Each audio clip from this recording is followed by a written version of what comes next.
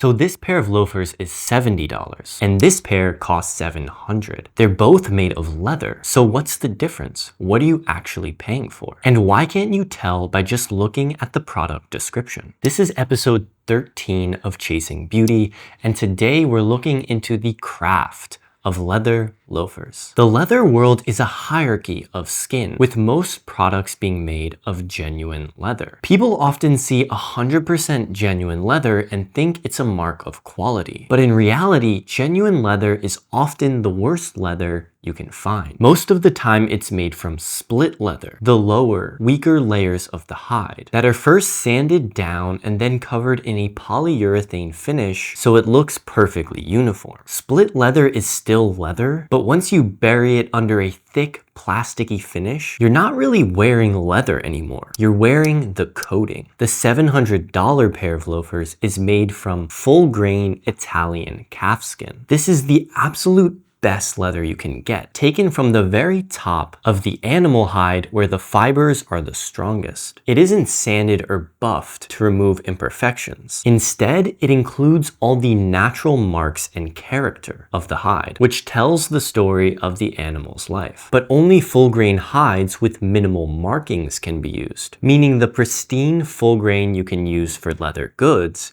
is rare and very expensive. But the final secret to the quality of a loafer actually lies in its architecture. Cheap shoes are made with an assembly line. The sole is typically made of rubber and it's slammed onto the upper with glue and a hydraulic press. The problem with this method is that glue eventually dries out, cracks, and fails. These shoes are disposable because once the sole is gone, the shoe is trash. It's more expensive to repair than to buy a new one. The $700 loafers are handmade in the artisanal Marche region of Italy. Instead of rubber soles, they use Italian leather, multiple layers compressed until it's hard enough to walk on. Leather soles mold to your foot over time as the heat and pressure of your step forms an imprint. To attach the sole, a single stitch runs through the outsole, the insole, and the upper, mechanically locking it together. This is called a Blake stitch construction. It's a style that the cobbler can actually resole as long as the upper is taken care of. The biggest difference between these two loafers is how they're meant to be used. The $70 loafers are a disposable good that look their best on the day you buy it and then quickly degrade. The $700 pair is an investment that looks better in the 5th year